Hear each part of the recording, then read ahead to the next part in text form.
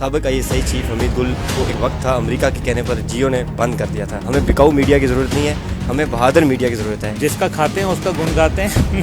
ہمیں پتہ نہیں ہے کہ کس کے کہاں تانے بانے ملتے ہیں. مجھے بھی بیان کیا ہوا ہے. ISI کے جو چیف تھے حمید گل صاحب, ان کی کیا اسٹریٹجی تھی امریکہ کے بارے میں؟ امریکہ کی مدد سے امریکہ کو شکست دیں گے, دے دی شکست الحمدللہ. حمید گل صاحب کی جو رائے تھی عمران خان صاحب کے بارے میں کہ ان کی حکومت آئے گی اور پھر چلی جائے گی, یہ تو ان کی پیشن گوئی ثابت ہوگی.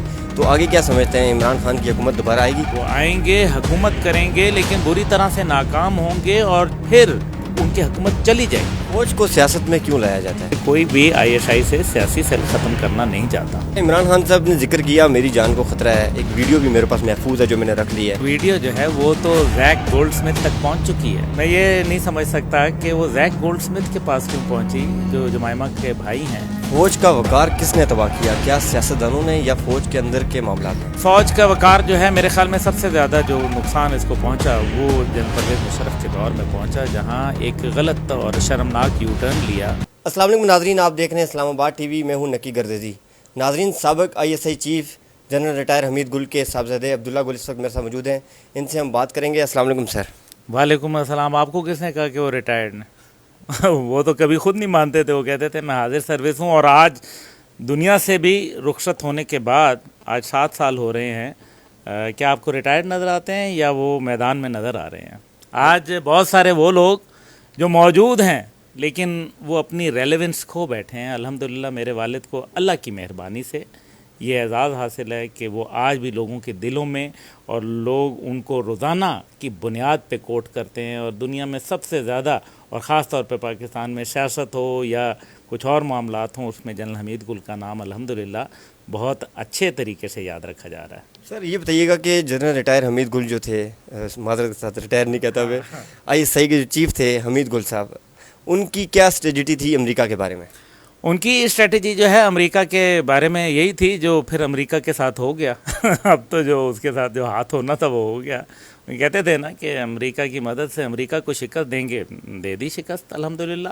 اور امریکہ کو وہ جو عوام ہے اس کے خلاف کبھی نہیں تھے, مطلب ملک کے خلاف نہیں تھے, وہ حکومت کی پالیسیوں کے خلاف تھے. جو امریکی پالیسیاں ہیں وہ کہتے تھے کہ آپ لوگوں کو دوست بنا کے اپنا کام کروا سکتے ہیں, آپ لوگوں کے ساتھ بحث اور مباحثہ کر کے اور اپنا ویلڈ آرگیومنٹ کے ساتھ جو ہے وہ آپ ان کے دل مو سکتے ہیں, لیکن آپ زبردستی دھونس دھاندلی کے ذریعے جو ہے وہ حکومتیں نہیں کر سکتے. اور یہی دیکھیں کمال یہ ہے کہ دنیا کی سب سے بڑی سپر پاور اور اس کی جو عمر ہے بطور سپر پاور وہ سب سے کم.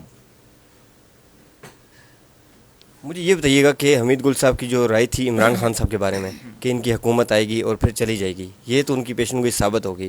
تو آگے کیا سمجھتے ہیں, عمران خان کی حکومت دوبارہ آئے گی؟ میرا خیال ہے کہ انہوں نے ایک بات کہی تھی, ایک اسی کے جملے کے ساتھ کہا تھا. انہوں نے یہ بھی کہا تھا کہ میں عمران صاحب کے ساتھ کیوں نہیں کھڑا ہوا, کیونکہ ان کے ارد گرد گند کا لفظ انہوں نے استعمال کیا. بڑا واضح ان کے انٹرویو موجود ہے.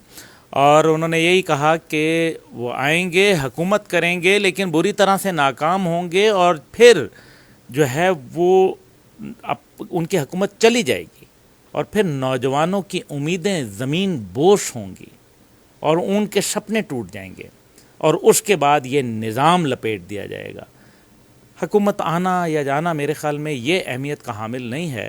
اصل بات یہ ہے کہ جو میں نے کل ملی یکجہتی کونسل کے اندر بھی کہا کہ نوجوانوں کی جب امیدیں زمین بوش ہوں گی, اس کو سنبھالنے کے لیے فی الحال کوئی قوت, کوئی ریاستی ادارہ فی الحال نظر نہیں آ رہا. فوج کو سیاست میں کیوں لایا جاتا ہے؟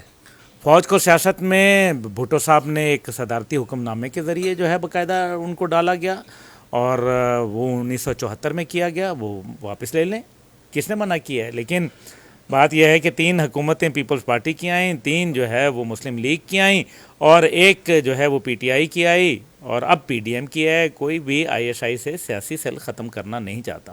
آئے روز ISPR وضاحت پیش کرتا ہے, کیوں نوبت آتی ہے ان کو وضاحت پیش کرنے کی؟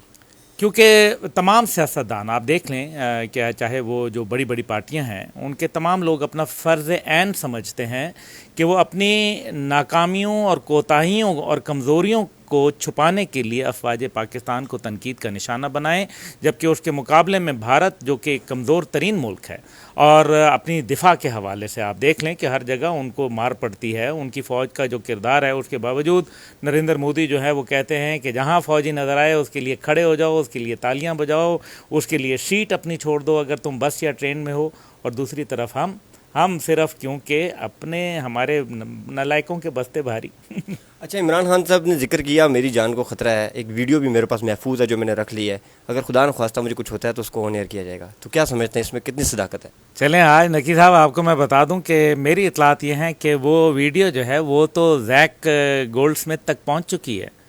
میں یہ نہیں سمجھ سکتا کہ وہ زیک گولڈ سمتھ کے پاس کیوں پہنچی جو جمائمہ کے بھائی ہیں.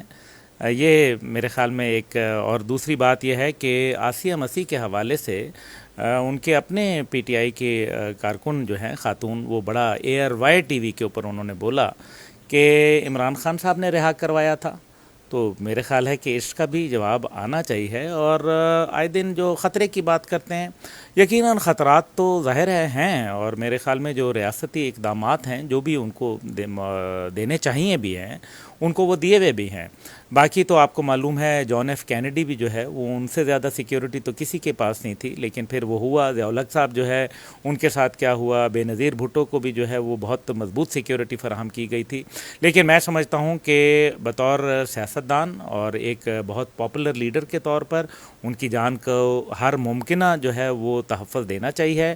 لیکن یہ جو ویڈیو کے حوالے سے، کیونکہ ان کو پہلے بھی یہ کہا گیا کہ ایک میرے کردار کشی کے حوالے سے ویڈیو آئے گی فوراً عید کے بعد، لیکن وہ ویڈیو نہیں آئی ابھی تک.